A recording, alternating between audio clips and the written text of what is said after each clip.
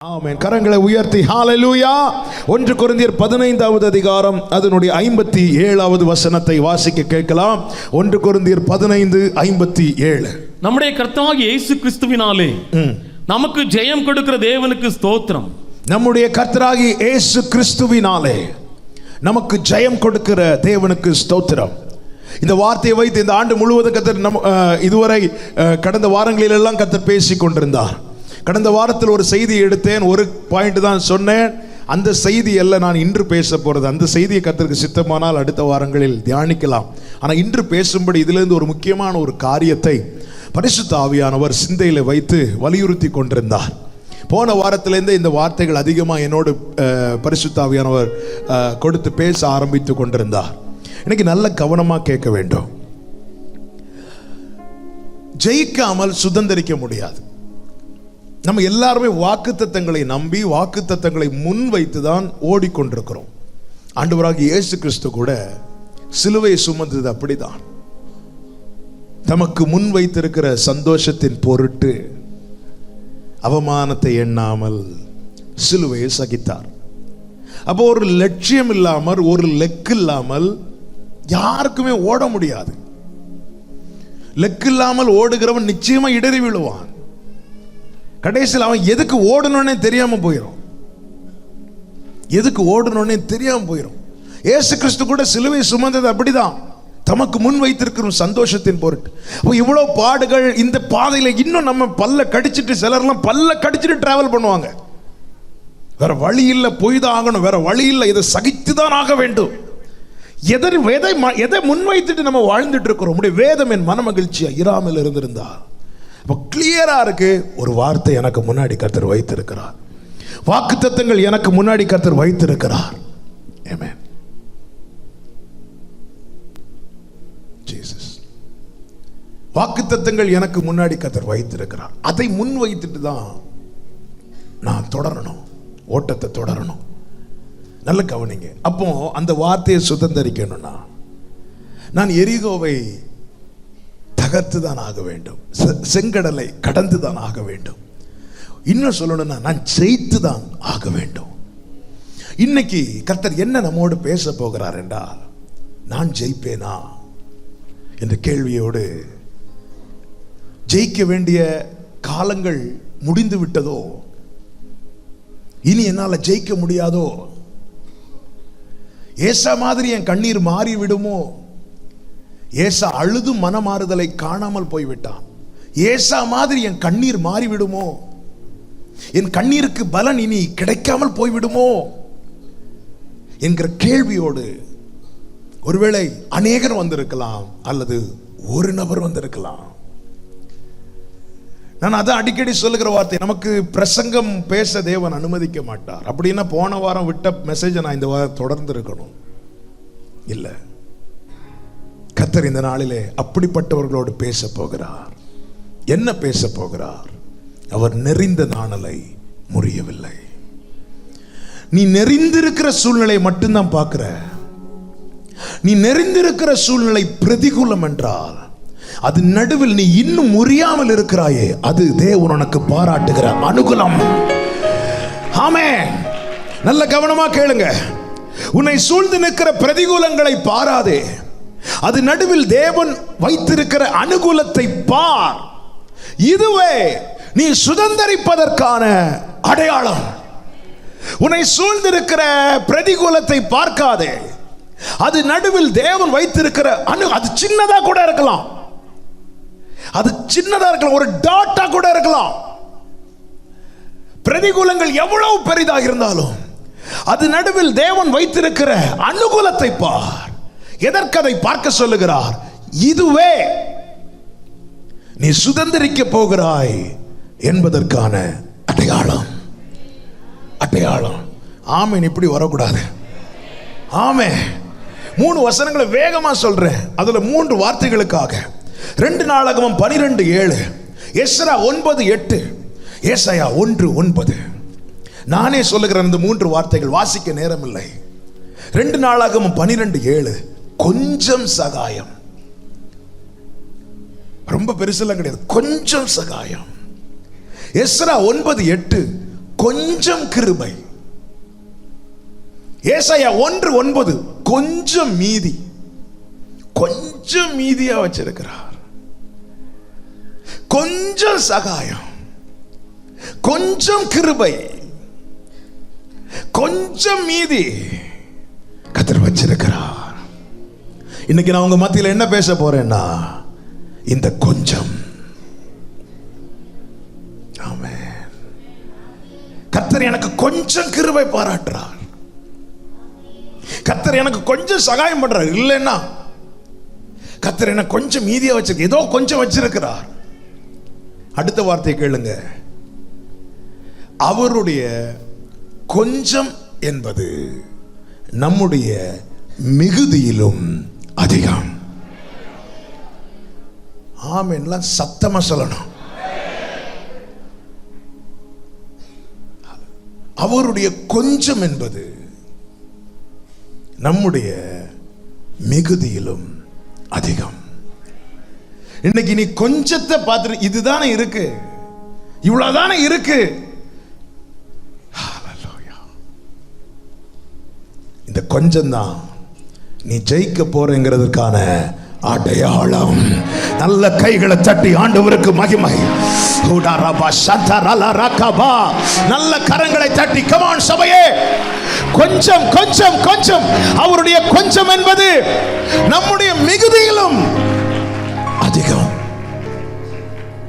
எனவேதான் நீதிமொழிகள் 30 இப்படி ஒரு ஜெபம் இருக்கிறது. 2 மனுவை நான் உம்மிடத்தில் கேட்கிறேன். என்ன அந்த 2 மனு? என்ன அந்த 2 விண்ணப்பம்? நான் ஐஸ்வர்யமும் தரித்திரமும் அடையாதபடி செய்யும். என்னை ஐஸ்வர்யவானாகவும் ஆக்கிடக்கூடாது, என்னை தரித்திரவானாகவும் ஆக்கிடக்கூடாது. ஏன் ஐஸ்வர்யவான் ஆக்கிடக்கூடாது? நான் ஐஸ்வர்யவானாகி தேவன் யாருன்னு கேட்கிற துணிவு எனக்குள்ள வந்துடும். அதனால அது எனக்கு வேண்டாம். நான் தரித்திரனாகி இன்னொருத்தன்ட்ட போய் கை நீட்டி நிற்கிற நிலைமை எனக்கு வரக்கூடாது. நான் இன்னொரு ஆளுக்கு பணத்தை எடுக்கிற நிலைமை எனக்கு வரக்கூடாது.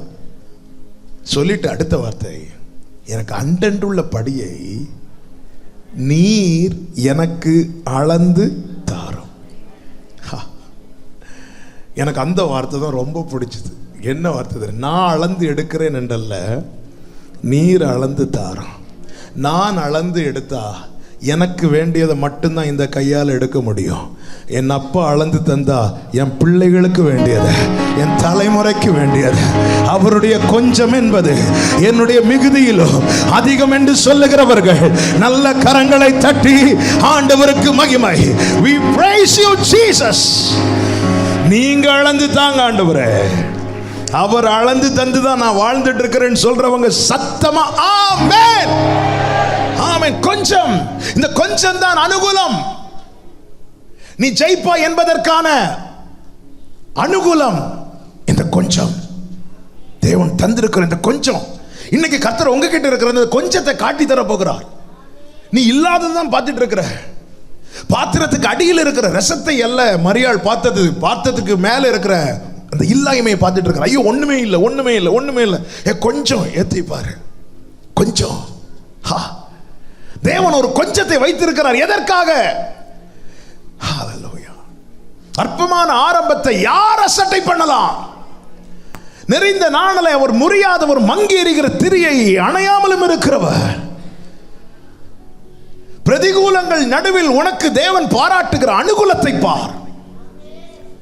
அந்த அனுகூலத்தை பார்க்க பார்க்க உன் இருதயம் சொல்லும், நீ ஜெயிப்ப, நீ ஜெயிப்ப, நீ வாழ போற, நீ எழும்ப போற, நீ தொடர்ந்து ஓட போகிறாய். கம் ஆன், கைகளை தட்டி ஆண்டவருக்கு மகிமை. ஹalleluya, ஹalleluya. ஆமென். தேவன் வைத்திருக்கிற கொஞ்சம். 1 ராஜாக்கள் 17வது அதிகாரம். ஹalleluya. ஆண்டவருக்கு மகிமை. ஆகாப்ட சவால் விடுகிறான் எலியா. நான் எடுத்து வாசிக்கவில்லை, தெரிந்த பகுதி. ஆனால் தேவன் சொல்லுகிற வார்த்தைகள் நான் ஒவ்வொன்றாய் என் டைரியில் கடகடான எழுதி வைத்தேன். எழுதினதெல்லாம் சொல்ல முடியுமான்னு தெரியல. ஆனால் சில வார்த்தைகள் இன்னைக்கு சிலரோடு பர்சனல் ஆண்டவர் பேசுறார். இப்படிதான் நான் சொல்ல விரும்புகிறேன். பர்சனலா, ஒரு சபையோட அல்ல கர்த்தர் இன்னைக்கு பேசிக் கொண்டிருக்கிறது. சிலரோடு பர்சனலா, முகமுகமாய், டைரக்டா அந்த பர்டிகுலர் நபரை மட்டும் முன்னிறுத்தி வச்சு கர்த்தர் பேசிக் கொண்டிருக்கிறார் என்பதை என் ஆவியில் உணர முடியும். அப்படிப்பட்டவர்களுக்கு மாத்திரமே இந்த வார்த்தையுடைய வேல்யூ என்ன என்பது தெரியும். கேரி தாற்றண்டையிலே ஆமென் போய் தங்குறான். என்ன சொல்லிட்டு தங்குறான்? ஆகாப்ட சொல்றான், நான் சொல்லாமல் இனி மழை பெய்யாது. 3 வருஷம் மழை இல்லை. கேரி தாற்றண்டையில் போய் தங்குறான். கொஞ்ச நாள்ல ஆற்றின் தண்ணீர் வற்றி போனது. பெரிய ஆற்றின் தண்ணீர் வற்றி போனது. ஆற்றின் தண்ணீர் வற்றி போன உடனே கர்த்தருடைய வார்த்தை உண்டாகிறது. 8வது வசனம், நல்ல கவனமா கேளுங்க, வாசிக்க வேண்டாம். 8வது வசனம், அப்பொழுது கர்த்தருடைய வார்த்தை அவனுக்கு உண்டாகி. இந்த ஆற்றில் தண்ணி நிறைய இருக்கும் போதும் கர்த்தருடைய வார்த்தையின்படி தான் அவன் போய் அங்கே உட்கார்ந்து இருக்கிறான். ஆற்றின் தண்ணீர் கம்ப்ளீட்டா வற்றி போச்சு. இப்போ என்ன எத்தி பார்த்தாலும், என்னதான் தோண்டி பார்த்தாலும் ஒரு சொட்டு தண்ணி கிடையாது. கம்ப்ளீட்டா ட்ரை ஆயிட்டு முழுவதுமாய் வற்றி போய் விட்டது. ஆற்றின் தண்ணீர் வற்றி விட்டது. அப்பொழுது கர்த்தருடைய வார்த்தை அவனுக்கு உண்டாகி. நான் சொல்லுகிற வார்த்தையை கேளுங்க. ஆற்றின் தண்ணீர் தான் வற்றி போனதே தவிர அவருடைய வார்த்தை வற்றி போகவில்லை. எந்த சூழ்நிலையிலோ நீ ஆத்தையே பார்த்துட்டு இருக்காத. ஆமென், ஆண்டவரை பா. ஆற்றின் தண்ணீர் வற்றி போனது உண்மைதான். ஆனால் என்னோடு பேசுகிற கர்த்தருடைய வார்த்தை, ஆற்றின் தண்ணீர் வற்றி போனது, உடனே ஆற்றில் தண்ணீர் உண்டாகி. அப்படி அல்ல, கர்த்தருடைய வார்த்தை அவனுக்கு உண்டாகி. அந்த வேர்டை பாத்தீங்களா? கர்த்தர் அவனோடு பேசின்னு சொல்லியிருக்கலாம், கர்த்தர் அவனிடத்தில் சொன்னதாவதுன்னு சொல்லியிருக்கலாம், உரைத்ததாவதுன்னு சொல்லியிருக்கலாம். ஆனா இங்க என்ன சொல்லப்பட்டிருக்கிறது? கர்த்தருடைய வார்த்தை அவனுக்கு உண்டாகி. அப்ப அந்த சிச்சுவேஷன்ல அவனுக்காகவே, அதுதான் நான் சொன்னேன், பர்சனலா பேசிட்டு இருக்கிறார். அந்த சிச்சுவேஷன்ல அவனுக்காகவே அவன் இதற்கு முன்பாக கேட்ட வார்த்தை எல்லாம் ஒட்டுமொத்த இஸ்ரவேல் ஜனங்களுக்காக. ஆனா இப்பொழுது எலியா கேட்கிற வார்த்தை அவனுக்காக மட்டும். இதுவரை சபைக்கு சொன்னதை நீ கேட்டுக்கொண்டிருக்கிற இந்த பிப்ரவரி 9ஆம் தேதி 11:30 மணிக்கு உன்னோடு பேசுகிற வார்த்தையை நீ கேட்கிறங்கிற நிச்சயம் உள்ளவர்கள் என்னோடு எனக்கு அவனுக்கு உண்டாகி. ஆற்றின் தண்ணீர் வற்றி போனது, பர்ஸ்ல பணம் காலியானது, பேங்க்ல எல்லாமே அவுட் ஆச்சு. ஹல்லேலூயா. அப்பொழுது அவனுக்கு உண்டாகி ஆண்டவர் சொன்னார், நீ சாரிபாத்துக்கு போ, அங்க போ. என்ன ஆண்டவரே, அங்க நிறைய வச்சிருக்கிறீங்களா? நீ போ, அங்க உன்னை போஷிக்கும்படி நான் ஒரு விதவைக்கு கட்டளையிட்டு இருக்கிறேன். மிக மிக மிக பெரிய எதிர்பார்ப்போடு போகிறான். ஒரு பெரிய ஆற்றின் அண்டையில் இருந்தவன், ஒரு ஆற்றின் தண்ணீர் சுத்தி பார்க்கிறவன், அந்த தண்ணீரை எடுத்து பருகி வாழ்ந்து கொண்டிருந்தவன், பெரிய ஆற்றின் நடுவில் பார்த்தவன். ஆமென். ஆற்றின் தண்ணீர் வட்டி அந்த ஆற்றின் தண்ணீர் அவனுக்கு எவ்வளவு அனுகூலம், பெரிய அனுகூலமா இருந்துச்சோ, அந்த ஆற்றின் தண்ணீர் வற்றி போனது அப்படியே தலைகீழாக அவ்வளோ பெரிய பிரதிகூலத்தின் நடுவில் இருக்கிறான். ஆமென்.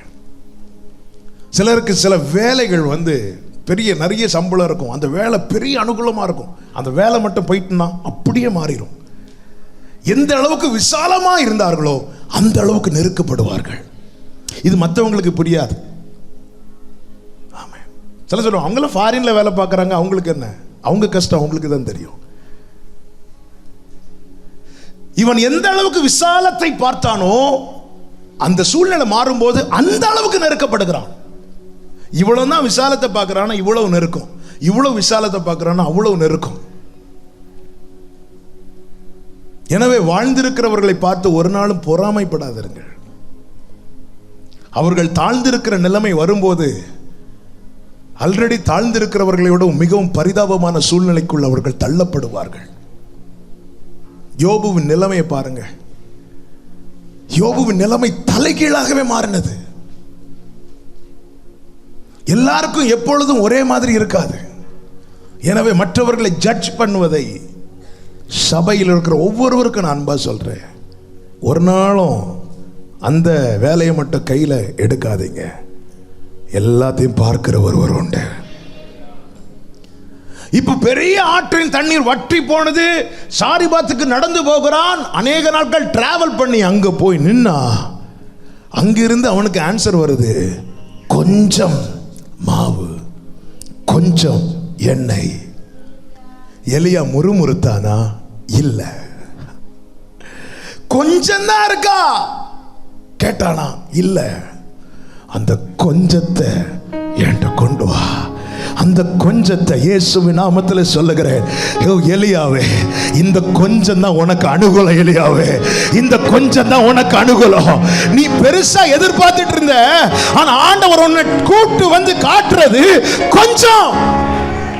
என்ன ஆண்டவரை ஏமாத்திட்டீங்களே ஆண்டவரே, இப்படி பண்றீங்களா ஆண்டவரே? கேரி தாற்றண்டையில நான் அவ்வளவு தண்ணீரை, நிரம்பி ஓடின தண்ணீரை கண்ட என்னை நீங்க அழைச்சிட்டு போய் ஒரு கடல்ல கொண்டு விடுவீங்கன்னு பார்த்தா, அல்லது ஒரு பெரிய காயல்ல கொண்டு போய் விடுவீங்கன்னு பார்த்தா, கொஞ்சம், ஒருத்தனுக்கு கூட பத்தாது, கொஞ்சம். அந்த கொஞ்சம் எலியா சொல்றான், அதை கொண்டு வா. ஆமென், ஆமென். வேதம் சொல்லுகிறது, பஞ்ச காலம் முழுவதும் அவர்கள் சாப்பிட்டார்கள். அந்த பஞ்ச காலம் இயேசுவின் நாமத்தில் இன்னைக்கு நான் சொல்லுகிற தீர்க்க தரிசன வார்த்தை இதுதான். உன்னிடத்தில் இருக்கிற அந்த கொஞ்சத்தை என் ஆண்டவருடைய கண்கள் இப்பொழுது பார்க்கிறது. உன்னிடத்தில் இருக்கிற அந்த கமான், நல்ல கைகளை தட்டி, உன்னிடத்தில் இருக்கிற இதை வச்சு நான் என்ன செய்ய போறேன் துடிச்சல்ல, இதை வச்சு செய்து மீதி 12 கூட எடுக்கத்தக்கதாய் நல்ல கரங்களை தட்டி ஆண்டவர் உன்னிடத்தில் இருக்கிற அந்த கொஞ்சத்தை அவர் பார்க்கிறார். ஹல்லேலூயா, ஹல்லேலூயா. அப்போ ஒரு விஷயம் நல்லா தெரியுது, இந்த கொஞ்சத்தை அவர் பார்த்துட்டாருன்னா இந்த பஞ்சகாலம் முழுவதும் நான் வாழ்ந்துருவேன். ஆமென். வாழ்ந்திருக்கும் எனக்கு தெரியும், தாழ்ந்திருக்கும் கற்றுக்கொண்டேன். சிலரை கற்றுக்கொள்ள வைப்பதற்காக சில தாழ்வின் பாதை அனுமதிக்கிறார். அப்படி அனுமதித்தும் ஒன்னும் இல்லாம அம்போன்னு விட மாட்டார், கொஞ்சத்தை வச்சிருக்கிறார்.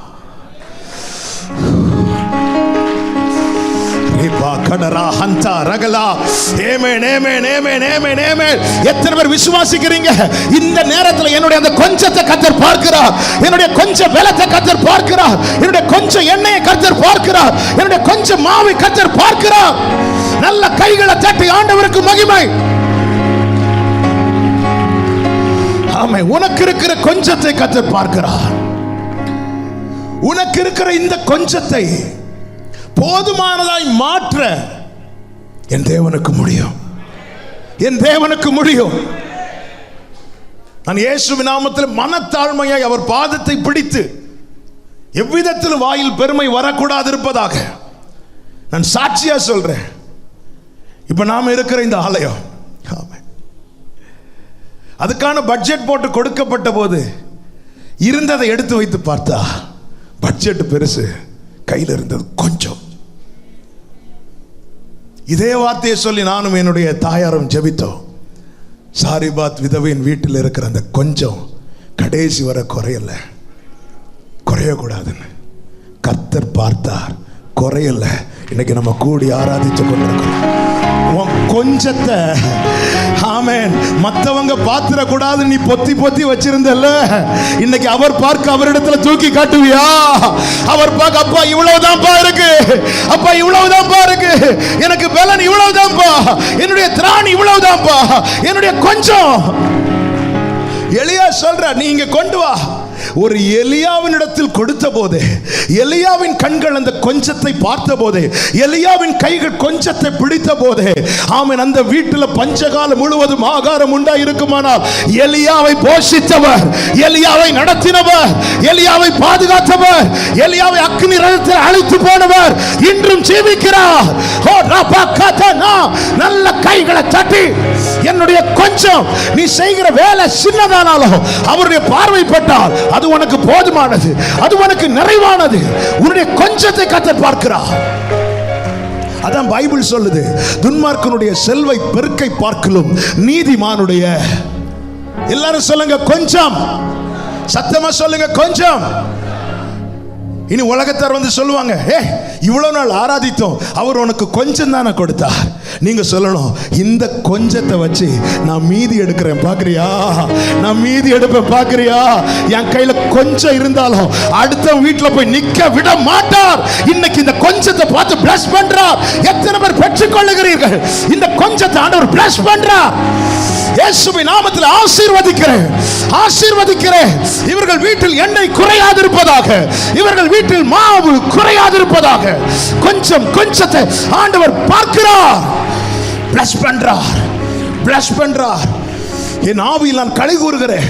நீங்க எப்படி விசுவாசிக்கிறீங்கன்னு எனக்கு தெரியல. ஒரு பார்வை, ஒரு எலியா பார்க்கிறான், அனுப்பப்பட்டவன் பார்க்கிறான், அனுப்பினவர் பார்க்கிறார். ஆமென். ஐயோ, இப்படிதான் வச்சு நான் என் பிள்ளை காரியத்தை எப்படி செய்வேன்?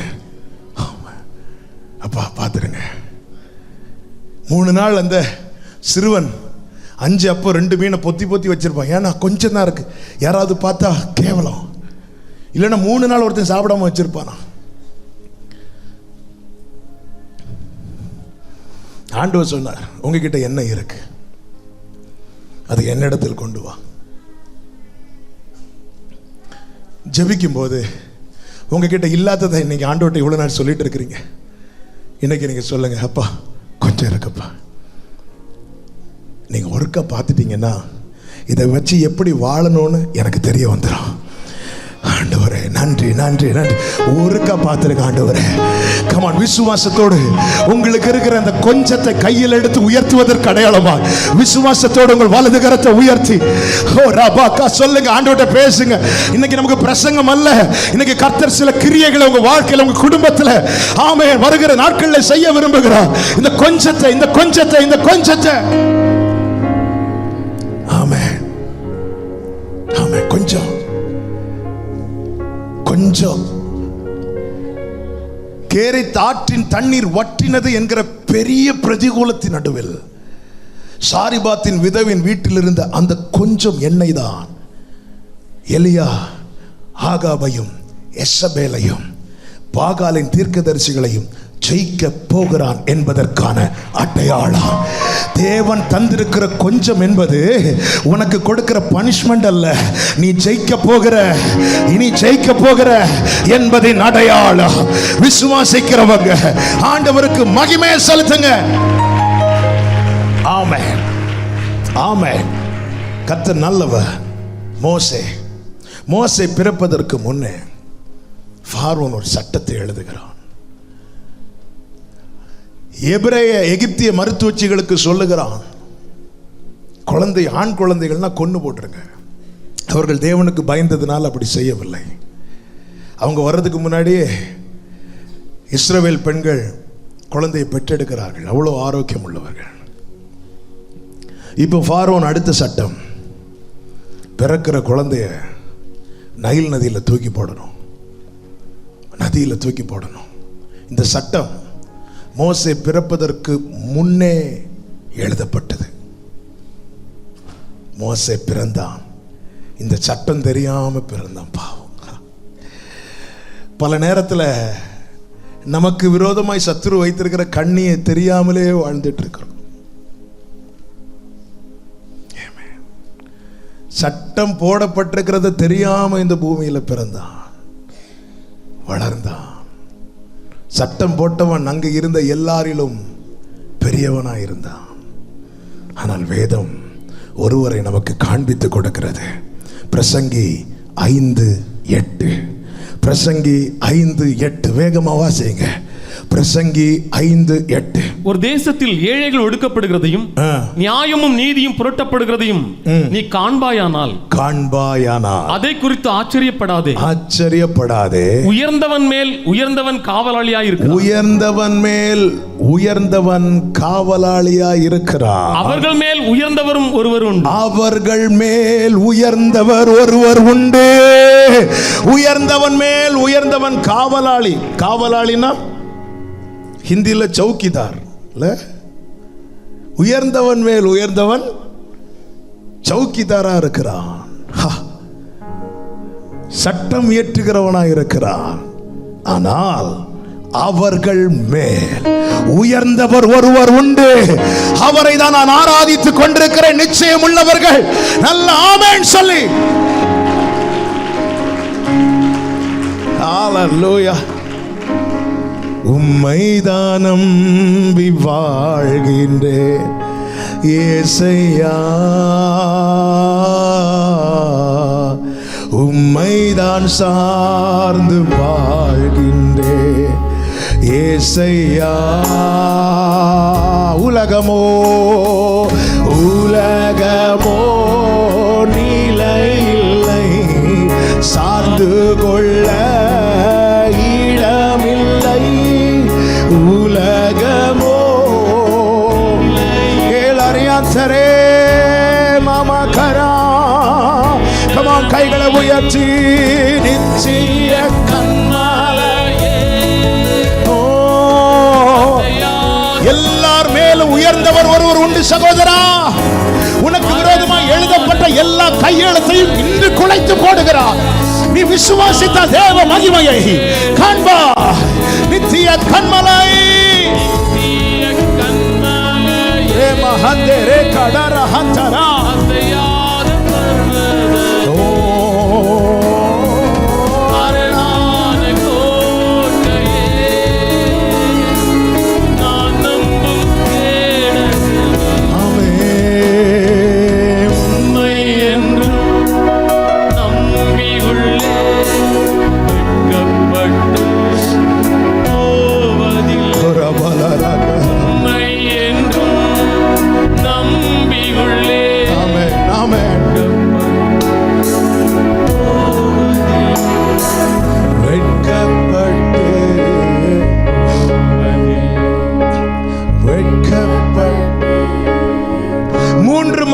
மோசையை ஒளித்து வைத்து பார்க்கிறாள் மோசையின் தாய்.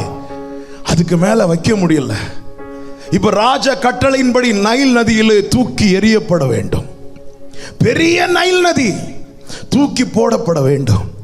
ஆனால் மோசை அப்படியே தூக்கி எறியாமல் ஒரு நாணல்ல ஒரு பெட்டியை செய்து அதுல செய்ய வேண்டிய காரியத்தெல்லாம் செய்து, நாணல் பெட்டி, சின்ன பெட்டி, இந்த குழந்தை அதுல வச்சு நைல் நதியில போட்டாங்க.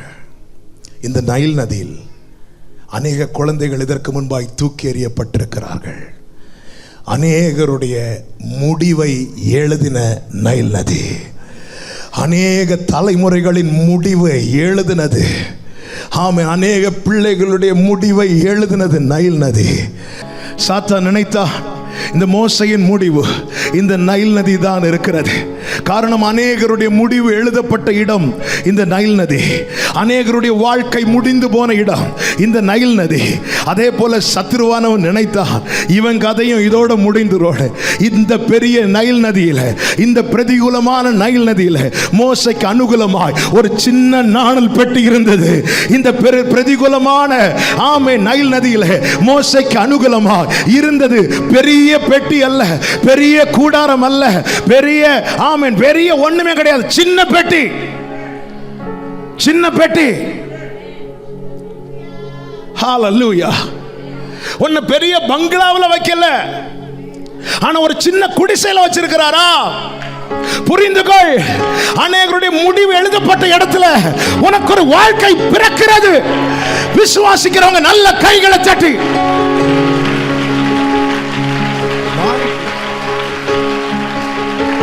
அநேகருடைய முடிவு எழுதப்பட்ட இடத்துல இந்த கொஞ்சத்தை நீ பார்த்து பார்த்து பார்த்து தளர்ந்துட்டு இருக்கிற, நீ இந்த சின்னதை நீ பார்த்து, சின்ன பெட்டி. பெரிய கோல்டுல எல்லாம் கிடையாது, நாணல். நாணல்னா முறியும். ஏன் நாணல் பெட்டி செஞ்சாங்க? நைல் நதியில நிறைய முதலைகள் உண்டா. முதல்ல அட்டாக் பண்ணக்கூடாது. அப்போ ஒரு குழந்தைய தூக்கி போடும்போது பார்வோன் எவ்வளவு கொடூரமானவன் இல்ல, தண்ணிலையும் முங்கி சாகணும், முதலையும் கடிச்சு சாகணும். கர்த்தரோ துணை நின்று இத்தனை பெரிய பிரதிகூலத்தின் ஆண்டவரே, அவங்களுக்கு எல்லாம் பெருசு பெருசா கொடுக்குறீங்க ஆண்டவரே, எனக்கு இந்த சின்ன நாணல் பெட்டியை மட்டும்தானே கொடுத்திருக்கிறீங்க. அந்த பெட்டிக்குள்ள உன்னை வச்சிருக்கிறா, இவ்வளவு நாள் உன்னை பாதுகாத்து இருக்கிறா, இவ்வளவு நாள் உன்னை போஷித்து இருக்கிறா. சிங்கத்தின் வாய்க்கும் கரடியின் வாய்க்கும் எல்லா பொல்லாத சத்ருவின் சூழ்ச்சிக்கும் உன்னை தப்புவித்ததை நீ மறந்து,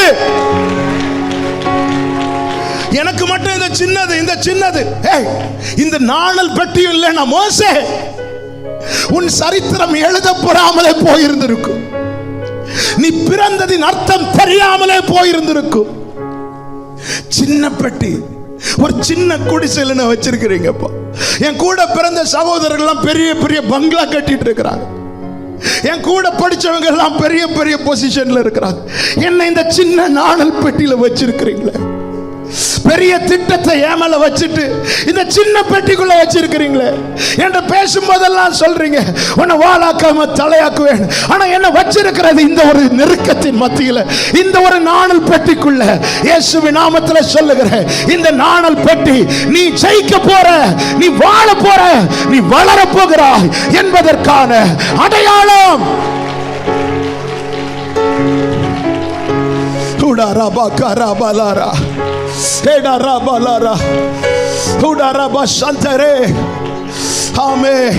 ஏசாயா 4வது அதிகாரத்தின் 5வது வசனம். ஏசாயா 4வது அதிகாரத்தின் 5வது வசனம். வேகமாய் 6வது வசனம், 5 6 சேர்த்து வாசிங்க. அப்பொழுது கர்த்தர் சீயோன் மலையில் உள்ள எல்லா வாசஸ்தலங்களிலும் அதன் சபைகளின் மேலும் பகலிலும் மேகத்தையும் புகையையும் இரவில் கொழுந்து விட்டு எரியும் அக்கினி பிரகாசத்தையும் உண்டாக்குவார். மகிமையானவைகளின் மேலெல்லாம், மகிமையானவைகளின் மேலெல்லாம் காவல் உண்டாயிருக்கும், காவல் உண்டாயிருக்கும். அடுத்த வார்த்தை, பகலிலே வெயிலுக்கு நிழலாகவும், பகலிலே வெயிலுக்கு நிழலாகவும், பெரும் காற்றுக்கும் மழைக்கும் அடைக்கலமாகவும், பெரும் காற்றுக்கும் மழைக்கும் அடைக்கலமாகவும், மறைவிடமாகவும், மறைவிடமாகவும் ஒரு கூடாரம் உண்டாயிருக்கும். உனக்கு இல்லாத கூடாரத்தை குறித்து கலங்காமல் இன்று தேவன் உனக்கு தந்த கூடாரத்துக்காக கரங்களை உயர்த்தி ஆண்டவருக்கு மகிமையை செலுத்து. மகிமையானவைகளுக்கு மேலெல்லாம் காவல் உண்டாயிருக்கும், காவல் உண்டாயிருக்கும். மோசே நாணல் பெட்டியில் கிடத்தப்படுகிறான், நைல் நதியில் தூக்கி போடப்படுகிறான். தண்ணீர் அவனை மேற்கொள்ளவில்லை, முதலைகள் அவனை கடித்து சாப்பிடவில்லை. காரணம், ஹல்லேலூயா, பெட்டி சின்னதுதான், ஆனா அதுக்குள்ள இருக்கிறவன் மகிமையானவன். ஓ ராபா ஹேமா, நீ இருப்பது குடிசைதான், ஆனால் அதற்குள் இருக்கிற நீ ஆமென் மகிமையானவைகளுக்கு மேலெல்லாம் காவல் உண்டாயிருக்கும். நல்ல கைகளை தட்டி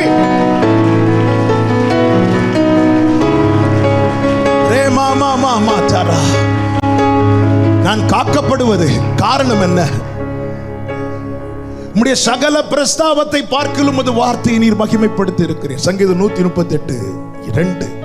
அந்த வார்த்தை அவர் எனக்குள்ளே, அவர் யாக்கோபுக்கு ஒரு வார்த்தை அனுப்பினார், அது இஸ்ரவேல் மேல் இறங்கிட்டு இல்ல, ஆமா என் மேல வார்த்தை இருக்குன்னு நம்பி எத்தனை பேர் நம்புறீங்க? என் மேல வாக்கு தத்தம் இருக்கு, என் மேல நம்பிக்கை இருக்கா? இப்ப வலது கரத்தை உயர்த்தி சொல்லுங்க, அப்படியே உங்க தலையில கை வைங்க. மகிமையானவைகளுக்கு மேலெல்லாம் காவல் உண்டாயிருக்கும். மகிமை. ஓ ராமா சேகரா, இது நான் என்னை குறித்து எழுதின வார்த்தை அல்ல, என்னை உருவாக்கினவர் எனக்காக எழுதின வார்த்தை. நான் காக்கப்படும்படியாக இந்த நைல் நதிக்கும் இந்த முதலைக்கும் தப்பும்படியாக மகிமையானவைகள் கர்த்தர் காக்கிறார். இஸ்ரவேலை காக்கிறவர் உறங்குவதும் இல்லை, தூங்குவதும் இல்லை. என்ன அவர் தூங்காம காப்பதின் ரகசியம் என்ன? அவர் தூங்காம காக்கிறதினுடைய மேன்மை என்ன? ஒரு அகஸ்வேரு ராஜா தேவனை அறியாதவன், யூதர்களுக்கு விரோதமான சட்டத்தில் முத்திரை போட்டவன். அந்த ஒரு ராஜா ஒரு இரவு தூங்கவில்லை, ஒரே ஒரு இரவு தூங்கவில்லை. அந்த ஒரு இரவு தூங்காததும் அவன் நாளாகம புஸ்தகத்தை எடுத்து வாசிக்க சொல்லுகிறான். ஒரே ஒரு இரவு அவன் தூங்கவில்லை. தூங்காமல் அந்த புஸ்தகத்தை வாசிக்கும் போது மொர்தெகாயை குறித்து எழுதப்பட்டிருக்கிறது. அது எழுதப்பட்டிருக்கிறது அவன் நினைவு கூறுகிறான். நினைவு கூர்ந்து அவனுக்கு வேண்டியதை செய்கிறான். ஒரு ராஜா ஒரு இரவு தூங்கலைன்னா ஒருத்தனுக்கு வாழ்க்கை கிடைக்குது. ஒரு ராஜா ஒரு இரவு தூங்கலைன்னா ஒருத்தனுக்கு வாழ்க்கை கிடைக்குது. அந்த ராஜா இன்னைக்கு இல்லை. அவன் நிலையில்லாத அவன் சிங்காசனத்தில் இருக்கிற ஒரு ராஜா ஒரு இரவு தூங்கவில்லை. ஒருவனுக்கு வாழ்க்கை கிடைக்கிறது. நான் ஆராதிக்கிறவர் ஒரு இரவும் தூங்கவில்லை. நான் வாழ்ந்து கொண்டிருக்கிறேன். நான் வாழ்ந்து கொண்டிருக்கிறேன். ஒவ்வொரு நாளும் வாழ்ந்து கொண்டிருக்கிறேன். இஸ்ரவேலை காக்கிறவர் உறங்குவதும் இல்லை, தூங்குகிறதும் இல்லை. எத்தனை பேர் விசுவாசிக்கிறீங்க? ஹalleluya. நான் வாழ்ந்து கொண்டிருக்கிறேன். ஹalleluya. நாளைக்கு நான் வாழ்வேனா? நாளைக்கு நான் வாழ்வேன். எதை நம்புற? இன்னைக்கு அவர் உறங்காமல் காத்து கொண்டிருக்கிறார். எனவே நீ என்ன செய்ய போற? நான் படுத்துறங்கி. ஹalleluya. என்ன அனுகூலம் தேவன் வைத்திருக்கிற அந்த சின்னது நாணல் பெட்டி. மோசே லைஃப் லாங்க நாணல் பெட்டியில் இருக்கவில்லை. பார்வோனுடைய குமாரத்தி வருகிறாள். பட்சிக்கிறவனிடத்திலிருந்து பட்சணத்தை வரவழைக்கிறவர் ஆண்டவர். எந்த இடத்திலிருந்து எதிரான தீர்ப்பு வந்ததோ அந்த இடத்துல தான் மோசே வளருவா. எந்த இடத்துல நீ வாழ தகுதி இல்லாதவள், தகுதியற்றவள் என்று உலகம் தள்ளுதோ அங்கதான் உன்னை வச்சிருக்கிறார்னா புரிஞ்சுக்கோ. அங்கதான் நீ வளர போற. நீ வளர வேண்டியது, உன்னை வல்லவனாக்க வேண்டியதெல்லாம் அங்கேதான் இருக்கிறது. அங்கேதான் இருக்கிறது. எகிப்தின் அரண்மனையில் தான் இருக்கிறது. மோசே அவன் வாக்கிலும் செய்கையிலும் வல்லவனானா. நல்ல கவனிங்க. ஆமென். நாணல் பெட்டியில் இருந்து இந்த குழந்தை மோசே எடுக்கப்படுகிறான். நாணல் பெட்டியிலிருந்து எடுத்து நைல் நதியில் தூக்கி போடவில்லை. உண்மையிலே வேற யாராவது எடுத்திருந்தா கூட ஓகே சொல்லலாம். ஆனா இவ்வளவு காலம் இவ்வளவு நேரம் இந்த குழந்தையை நாணல் பெட்டியில மறைச்சு பாதுகாத்துட்டு இப்போ பார்வோன் கையில கொடுத்துட்டாரே ஆண்டவர். பார்வோன் குமாரத்தியை பார்க்க விட்டுட்டாரே ஆண்டவர். அவள் அந்த குழந்தையை தூக்கி நைல் நதியில் போட்டிருக்க வேண்டியது. இயேசுவின் நாமத்திலே சொல்லுகிறேன். ஆமென். நீ என்ன செய்ய வேண்டும், எவ்வளவு நாள் இருக்க வேண்டும் என்பதை தீர்மானிப்பது பார்வோன் அல்ல. உயர்ந்தவன் மேல் உயர்ந்தவர் ஒருவர் உண்டு.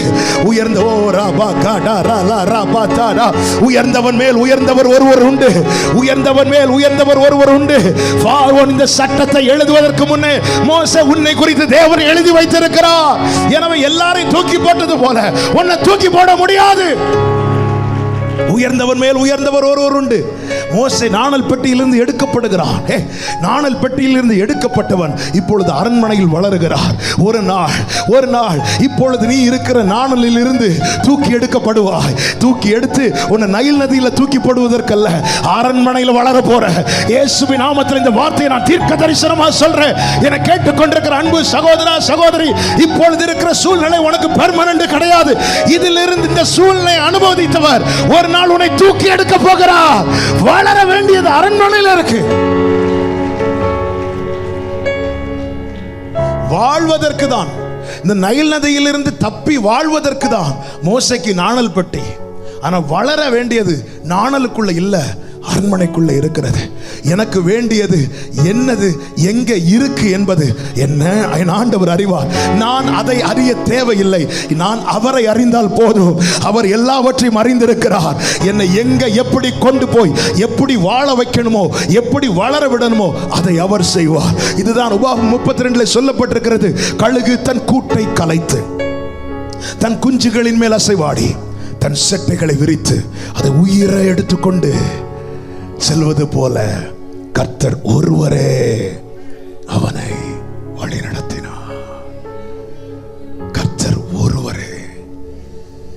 கழுகு தன் கூட்டை கலைத்து அந்த குஞ்சுகள் வளருகிறது. குஞ்சுகள் வளருகிறது. இனி அடுத்த வளர்ச்சிக்கு தேவையானது இந்த கூட்டுல இல்ல. உடனே கழுகு தன் கூட்டை கலைத்து, அந்த கூட்டை கட்டினது கழுகுதான். இந்த நாணல் பெட்டியில உங்களை எவ்வளவு நாள் வாழ வச்சது கர்த்தர் தான். ஆனா இப்போ நீங்க வளரக்கூடிய டைம் ஆயிட்டு. இனியும் இந்த நாணல் இருக்கக்கூடாது. மோசையால தனியா தானாக இந்த பெட்டியிலிருந்து வெளியே போக முடியாதுல்ல. எனவே பார்வோன் குமாரத்தை அனுப்பி தூக்கி எடுக்க வைக்கிறார். தூக்கி எடுத்தது பார்வோன் குமாரத்தி ஆனாலும் தூக்கி எடுக்க வைத்தவர் மோசேயின் தேவன். சிலர் எனக்கு உதவும்படி கரம் நீட்டினார்கள், அவர்களுக்காக ஸ்தோத்திரம். ஆனால் அந்த கையை நீட்ட வைத்தது உன்னதத்தில் உயர்ந்தவர் மேல் உயர்ந்தவர் ஒருவர் உண்டு. நல்ல கரங்களை தட்டி ஆண்டவருக்கு மகிமை.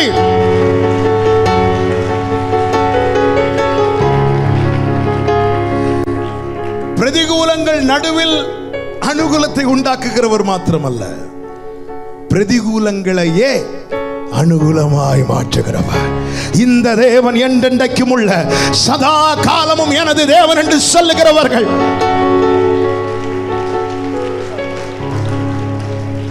ஆமென். இருக்கிற சூழ்நிலை பார்த்து ரொம்ப சோர்ந்து போய் இயேசுவின் நாமத்தில் சொல்லுகிறேன், சமயத்துக்கு ஏற்ற வார்த்தை தருகிறவர். அதான் நான் சொன்னேனே, அப்பொழுது கர்த்தருடைய வார்த்தை எலியாவுக்கு உண்டாகி, இது பர்சனலா உங்களுக்காக பேசிக் கொண்டிருக்கிறார். என்ன ஆண்டவர் இருக்கு? கொஞ்சம் மாவு இருக்கு, கொஞ்சம் எண்ணெய் இருக்கு, இருக்கிறதுக்கு ஒரு சின்ன நாணல் பெட்டி, ஒரு சின்ன வீடு இருக்கு, வேற என்ன இருக்கு? இவைகள் எல்லாம் நீ வாழ்வாய், நீ வளருவாய் என்பதற்கான அனுகூலம். பெரிய பெருமழையின் இரைச்சலுக்காக எலியா பார்த்தது கொஞ்சம் மேகம், கையளவு மேகம்.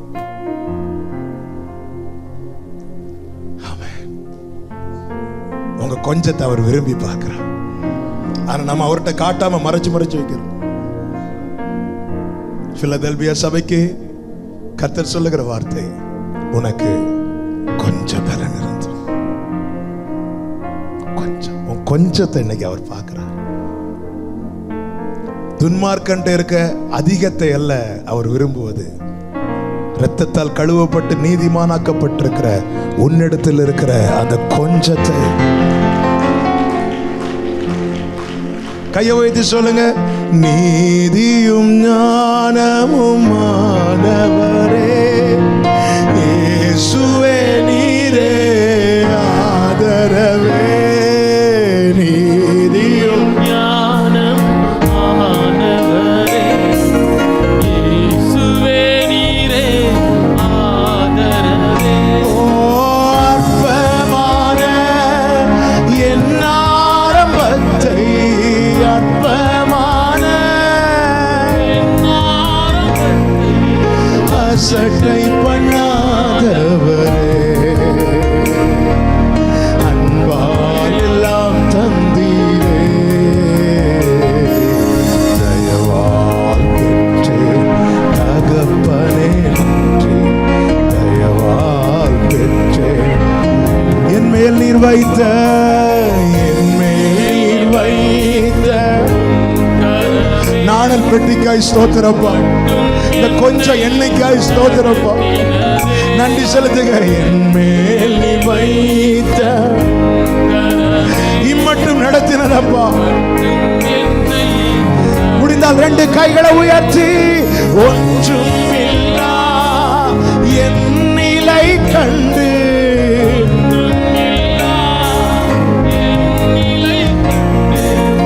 அசட்டை பண்ணாதவரே,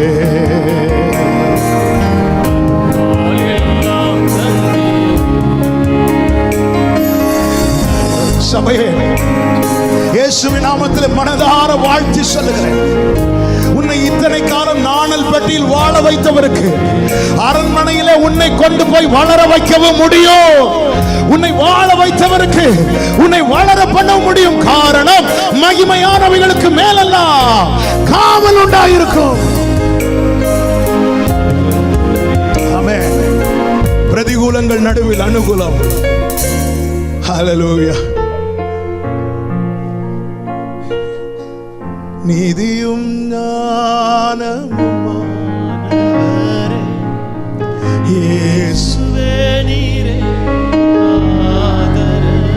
தாவீது சொல்லுகிறான், அநேகருக்கு நான் ஒரு புதுமையை போல, நீரோ எனக்கு பலத்த ஆதரவா இருந்தேன். இந்த குழந்தை புதுசு, என்னடா இந்த பெட்டி புதுசா இருக்கு, என்னடா இந்த புள்ள புதுசா இருக்கு இல்ல, அநேகருக்கு நான் ஒரு புதுமையை போலானே. நீரோ நீதியும் ஞானமும். ரெண்டு கையை கூப்பி இயேசுவை பார்த்து, இயேசுவே நீரே நீதியும் ஞானம்.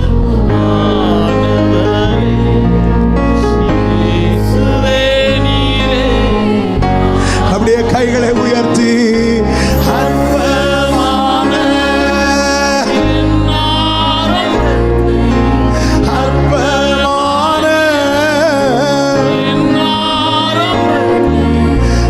சட்டை பண்ணாதவரே.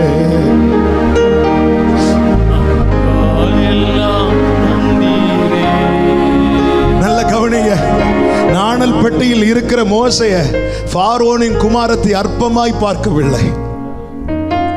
பார்வோனுடைய குமாரத்தை அசட்டை பண்ணவில்லை.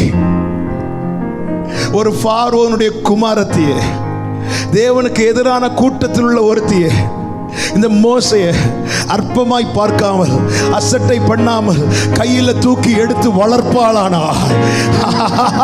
எளியவனை குப்பையிலிருந்து எடுத்து பிரபுக்களோடு உட்கார வைத்தது அற்பமா எண்ணாதபடியினாலே, அசட்டை பண்ணாதபடியினாலே. நல்ல கரங்களை தட்டி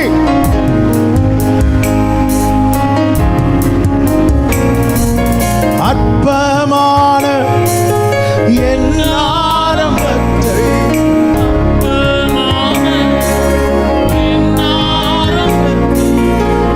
சட்டை பண்ணாதவரே.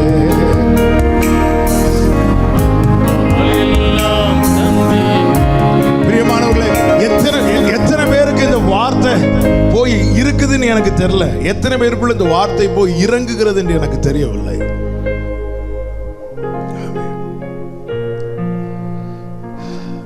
நாணல் பெட்டிக்குள்ள மோசே வாழ வைத்தவர் தான் அரண்மனையில் மோசே வளர வைக்கிறார். இன்னைக்கு இருக்கிறது நாணல் பெட்டி. ஃபேமிலியா பேசுறீங்கன்னு வைங்களேன், பிள்ளைங்க அப்பா இப்படி இருக்கேப்பா, என்னப்பா செய்யணும் சொல்லணும். இந்த நாணல் பெட்டிக்குள்ள இவ்வளவு நாள் வாழ வச்சார்ல, ஒரு நாள் வரும், அது அவருக்கு தெரியும். ஹல்லேலூயா. இந்த நைல் நதி இந்த பெட்டியை மூழ்கடிப்பதற்கு முன்னதாக, முதலைகள் இந்த மோசையை கடிப்பதற்கு முன்னதாக இந்த மோசே தூக்கி எடுக்கப்படுகிறான். ஆமென். ஒரு நாள் வரும், இன்றைய நாணல் அல்ல, நாளைக்கு அரண்மனை, நாளைக்கு அரண்மனை. எத்தனை பேர் விசுவாசத்தோடு இதை பார்க்குறீங்க? எத்தனை பேர் நம்பிக்கையோடு இதை பார்க்குறீங்க? எத்தனை பேர் தேவனை மகிமைப்படுத்துவீங்க? இன்றைய நாணல் அல்ல, நாளைக்கு அரண்மனை. இன்று நாணல் உண்மைதான். ஆமென். நேரம் போயிட்டு ஒரு வார்த்தை கூட எனக்கு சொல்லாமல் இருக்க முடியாது. 2 வாரத்துக்கு முன்னாடி ஃபாஸ்டிங் பிரேயர்ல ஆவியான அதிகமாய் பலப்படுத்தின ஒரு வார்த்தை, அதுதான் சங்கீதம் 42 தாவீது சொல்றார், மானாதிருது நீரோட வாஞ்சித்து கதறுவது போல தேவனை என் ஆத்துமா உம்மை வாஞ்சித்து கதறுது எல்லாம் சொல்லிட்டு அடுத்து அவருடைய வேதனையை சொல்றார் பாருங்க. 3வது வசனம், உன் தேவன் எங்கே என்று அவர்கள் நாள்தோறும் என்னிடத்தில் சொல்லுகிறபடியா இரவும் பகலும் என் கண்ணீரே எனக்கு உணவாயிற்று. ஏய், பயங்கரமா தேவன் தேவன் சொல்லிட்டு இருந்த எங்க? ஏன்னா சிச்சுவேஷன்ல மாறுது, தலைகீழா போகுது. முதல்ல தேவனை தேடி அழுறான், அப்புறமா எல்லாரும் சொல்றது கேட்டு, ஆண்டவரே எங்க போயிட்டீங்க ஆண்டவரே, இப்படி கேட்கிறாங்களே ஆண்டவரே, உன் தேவன் எங்கே சொல்லிட்டு அப்படி கீழே வரார் பாருங்க. என் தேவன் யாரு? என் ஆத்துமா எனக்குள் கலங்குகிறது. 7வது வசனம், உமது மதகுகளின் இறைச்சலால் ஆழத்தை ஆழம் கூப்பிடுகிறது, உமது அலைகளும் திரைகளும் எல்லாம் என் மேல் புரண்டு போகிறது. இது அனுகூலமா பிரதிகூலமா? பிரதிகூலம்ல. அலைகள் திரைகள் எல்லாம் என் மேல் புரண்டு போகிறது. 8வது வசனம், அனுகூலம் இருக்கு பாருங்க. ஆகிலும் ஆகிலும் கர்த்தர் பகற்காலத்திலே தமது கிருபையை கட்டளையிடுகிறார். ஹல்லேலூயா. ஆகிலும் அலைகளும் திரைகளும் என் மேல புரண்டு போகிறது. ஆகிலும் கிருபையை தந்தார் என்றல்ல, கிருபை பாராட்டினார் என்றல்ல, கிருபையை கட்டளையிடுகிறார்.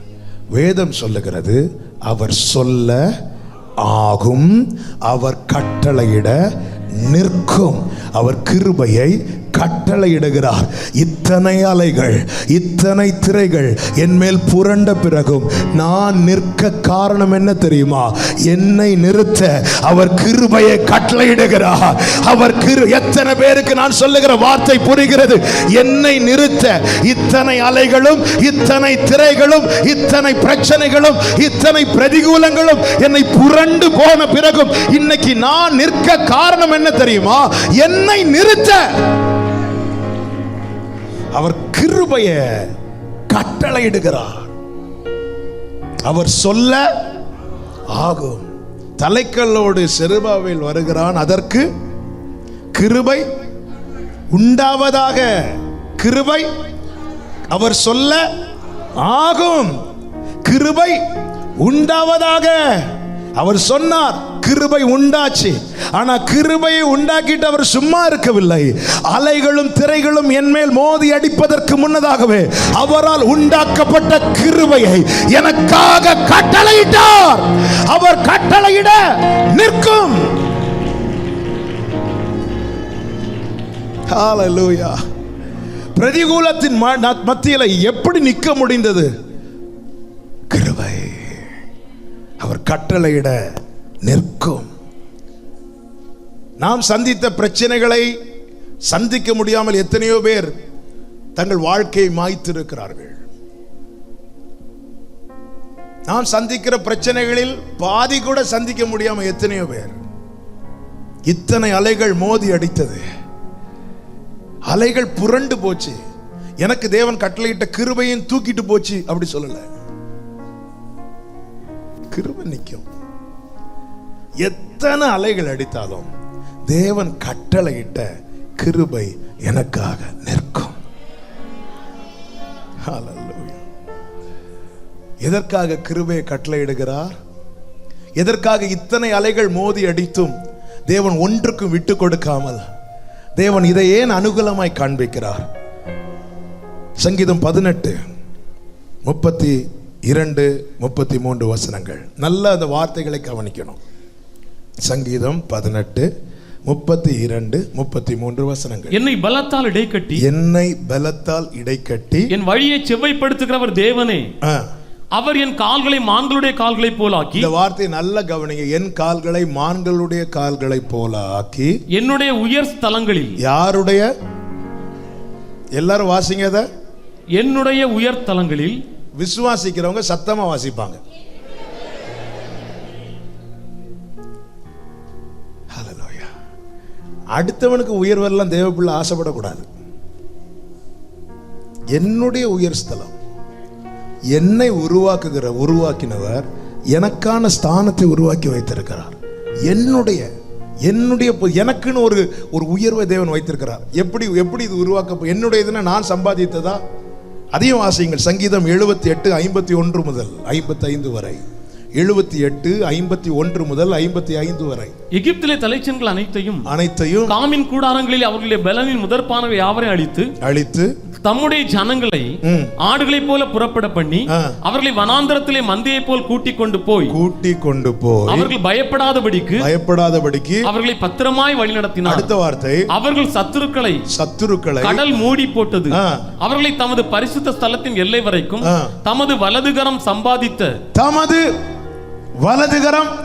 சம்பாதித்த இந்த பர்வதம் மட்டுக்கும் அழைத்துக் கொண்டு வந்து போதும். தாவீது சொல்கிறான், என்னுடைய உயர் ஸ்தலங்கள் என்னுடையது என்று சொல்லுகிறது யார் சம்பாதித்து கொடுத்தது? என் தேவன். என்னை தேவன் நடத்தி கொண்டு போகும் வழியிலே சிலவற்றை காண்பித்து தருவதற்கு அல்ல, அவர் எனக்காக சம்பாதித்து வைத்திருக்கிறார். என்னுடைய உயர் ஸ்தலங்கள். இந்த மதிய வேளையில அடுத்தவங்களுடைய உயர்வை பார்த்து ஏங்க கூடாது. அடுத்தவங்களுடைய பொசிஷனை பார்த்து இவங்களுக்கெல்லாம் என்ன உருவாக்கினவர் எனக்கான ஸ்தானங்களை வைத்திருக்கிறார், எனக்கான உயர்தலங்களை வைத்திருக்கிறார். சவுலுக்கான ஸ்தானம் வைக்கப்பட்டது. சவுல் ஒழித்த பிறகும் அவனை சாமுவேல் ஆள விட்டு தூக்கி கொண்டு அந்த ஸ்தானத்தில் இருத்தினார். என்னுடைய உயர், எல்லாரும் சத்தமா சொல்லுங்க, என்னுடைய உயர் ஸ்தலம். நல்லா சொல்றீங்க. விசுவாசிக்கிறவங்க சின்ன பிள்ளை மாதிரி சத்தம் போடணும்.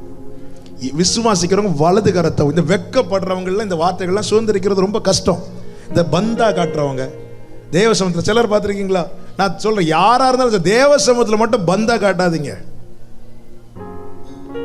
இங்கே அவர் அப்பா, நான் பிள்ளை, இந்த உறவுல பழகிறது தான் இவ்வளவு நேரம் உட்கார வச்சிட்டு இருக்கிறார்.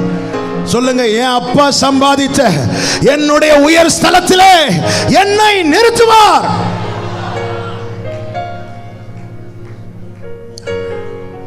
இந்த வசனத்தை பிடிச்சு என்னோட ஆண்டவரே, அப்ப ஏன் ஆண்டவர் வாழ வச்சிருக்கிறார்?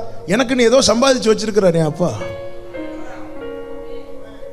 சிலர் பிள்ளைங்களை பலப்படுத்துறதுக்கு தகப்பன் தாயல் என்ன சொல்லுவோம், இதெல்லாம் யாருக்குப்பா செஞ்சு வைக்கிறோம், யாருக்குடா இதெல்லாம் சம்பாதிச்சு வைக்கிறோம்? உங்களுக்கு தானே, உனக்கு தானே. இந்த எதுக்காக இந்த வார்த்தை சொல்றது? விசுவாசிப்பதற்காக இல்ல, பலப்படுத்துவதற்காக. பலப்படுத்துவதற்காக நான் எதுக்காக உழைக்கிறேன்? இதெல்லாம் உனக்கு தானே, உனக்கு தானே. பலப்படுத்துவதற்கு.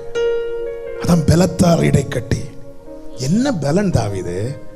அவருடைய வலதுகரம், அவருடைய பரிசுத்த புயம் எனக்காக சிலவற்றை சம்பாதித்து வைத்திருக்கிறது. என்னை ஆட்டு மந்தைய போல நடத்தி என்னுடைய உயர் ஸ்தலத்தில் என்னை கொண்டு போய் நிறுத்துவார். விசுவாசிக்கிறவங்க நல்ல கைகளை தட்டி ஆண்டவருக்கு மகிமையை செலுத்துங்க. நான் கண்டதல்ல, இதுவரை காணாதது, இதுவரை கேட்டிராத என்னுடைய உயர் ஸ்தலத்தில், இதற்காக அந்த நாளை நான் காண வேண்டும் என்பதற்காக என் தேவன் இத்தனை அலைகளும் திரைகளும் மோதி அடிக்கிற இந்த பிரதிகூலத்தின் நடுவில் அவர் பகற்காலத்தில் எனக்கு கிருபையை கட்டளையிடுகிறார். எனவே ராக்காலங்களில் அவரை துதிக்கும் பாடல் என் நாவில் இருக்கிறது. அலைகள் புரண்டதை நினைத்தால் பாட முடியாது, ஆனால் கட்டளையிட்ட கிருபையை நினைத்தால் புலம்ப முடியாது. ஆமென். அவர் சொல்றார், பகற்காலத்தில் கிருபையை கட்டளையிடுகிறார், ராக்காலத்தில் அவரை துதிக்கும். பகல்ல ஒன்ன மோதி அடித்த அலைகளையே நீ நினைத்தால் நைட் ஒன்னால பாட முடியாது. கிருபையை நினைத்தால் நைட் ஒன்னால புலம்ப முடியாது. நான் வேர்டை ரிப்பீட் பண்றேன். பிரதிகூலத்தை நினைக்கிறவன் பாட முடியாது, அனுகூலத்தை நினைக்கிறவனுக்கு புலம்ப முடியாது. என் புலம்பலை ஆனந்த களிப்பா ஓரா காடா ராபா சந்தா ராலா ரேகா டாரா மா ஹேபா லாரா காடா. ஹalleluya. பிரதிகூலங்கள் நடுவில் அனுகூலம். நிறைய எழுதி வைத்திருக்கிறேன், பேச நேரம் இல்லை. நாம ஜெபிக்க போகிறோம். நல்லா பிடிச்சுக்கோங்க. வாலிப தம்பிங்க தங்கச்சிகளுக்கு சொல்றேன், ஆமென். உன்னுடைய ஃபியூச்சரை தீர்மானிப்பது உன்னுடைய படிப்பல்ல. அதுக்காக படிக்க கூடாதுன்னு சொல்லவில்லை. படிக்காமல் சோம்பேறியா இருக்கிறவன் தலைகீழா நின்று ஜெபித்தாலும் அங்கிருந்து ஒன்னும் வாங்க முடியாது. ஆமேன். சில பார்க்கறாங்க, இவ்வளவு நேரம் நல்லா போயிட்டு இருந்தது, ஆமேன் போடுற நேரத்தில் நமக்கு எதுக்கு ஒரு குத்து? உன் செய்கைக்கு தக்க பலன் முதல்ல அப்படிதானே இருக்கு. ரெண்டாவது தான் நிறைவான பலன். முதல்ல உன் செய்கைக்கு தக்க பலனை கர்த்தர் உனக்கு, அதுக்கப்புறம் நிறைவான பலன். ஃபர்ஸ்ட் செய்கைக்கு தக்க பலன். 6 நாள், இன்னைக்கு காலையில் இந்த வசனம் என்ன ரொம்ப 6 நாளைக்குள்ளே செய்து முடித்தார். அப்போ எதை எப்போ செய்யணுமோ அதுக்குள்ளே செய்யணும். அதுக்கு பெஸ்ட் எக்ஸாம்பிள் நம் தேவன். அதற்குள்ளே முடிச்சுட்டு 7வது நாள் ஓய்ந்திருந்தார். நம்ம பலரும் 6 நாள் ஓய்ந்திருந்து 7வது நாள் தான் எல்லாத்தையும் செய்யறதுக்கு. செய்கைக்கு தக்க பலன் முதல்ல. நிறைவான பலன்லாம் இருக்கு, அது அப்புறம். முதல்ல ஒரு படி அளந்து வாங்கு, அதுக்கப்புறம் வஸ்திரத்தை விரி படிப்படியா அளந்து போடுவா. நீ இந்த 3வது அதிகாரத்தையே பார்த்துட்டு 2வது அதிகாரத்தை விட்டுறாத. என்ன அதிகாரம்? ரூத்தை சொல்லிட்டு இருக்கிறேன் இல்ல, பைபிள் பேலன்ஸ் தான். 3வது அதிகாரம் நிறைவான பரிசு எல்லாம் ரைட்டு தான். முதல்ல உனக்குள்ள அந்த ஒரு படியை அவர் சிந்தினார்ல, அதை முதல்ல பொறுக்கி எடு. முதல்ல அந்த ஒரு படியை வாங்கு. ஒருபடி கொஞ்சத்தில் உண்மையாய் இருக்கிறவனை அநேகத்தில் அதிகாரியாய் வைப்பேன். உனக்கு கொடுத்த இந்த கொஞ்சம், ஆமென். அதே வேளையில சொல்லுகிறேன், மனதில் நினைச்சுக்கோங்க, அவங்க அப்படி இருக்கிறாங்க, அடுத்தவங்க ஸ்தானத்தை எல்லாம் தேவன் நமக்கு தருவேன்னு சொன்னது என்னுடைய உயர் ஸ்தானம். எனக்கு என்னை உருவாக்கினவர் எனக்கானவைகளை சம்பாதித்து வைத்திருக்கிறார். எங்க வச்சிருக்கிற, எப்படி வச்சிருக்கிறான்னு தெரியாது, ஆனா வேலை வரும்போது ஆமென் என்னை அதுல கொண்டு போய் நிறுத்துவார். என் எல்லாரும் சொல்லுங்க, வலது கரத்தை உயர்த்தி. வாலிப பிள்ளைங்க எல்லாம் வலது கரத்தை உயர்த்தி, விசுவாசிக்கிற எல்லாரும் வலது கரத்தை உயர்த்தி இடது கரத்தை நெஞ்சில வச்சு சொல்லுங்க, என்னுடைய உயர் ஸ்தானத்துல என்னுடைய உயர் ஸ்தானத்துல என்னை கொண்டு போய் நிறுத்துவார். ஆமென். சத்தம் ஆமென். ஆமென்.